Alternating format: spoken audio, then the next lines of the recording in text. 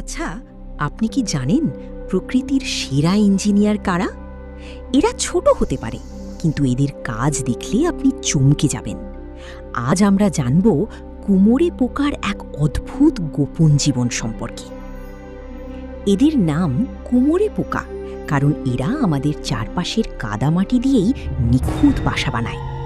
মাটির ছোট ছোট দলা দিয়ে এরা একের পর এক কুঠুরি তৈরি করে। কিন্তু এই বাসার ভিতরে যা থাকে তা শুনলে আপনার গা শিউরে উঠবে। কুমোরে পোকা মাকড়সা শিকার করে, কিন্তু তাদের মেরে ফেলে না। তারা মাকড়সাকে হুল ফুটিয়ে অবশ করে দেয়। এরপর ওই জ্যান্ত মাকড়সাগুলোকে মাটির বাসার ভিতর বন্দি করে রাখে। কেন জানেন? যাতে তাদের বাচ্চারা বড় হওয়ার সময় টাটকা খাবার খেতে পারে। জ্যান্ত অথচ নড়াচড়াহীন মাকড়সাগুলো যেন ওদের জন্য লিভিং ফ্রিজ।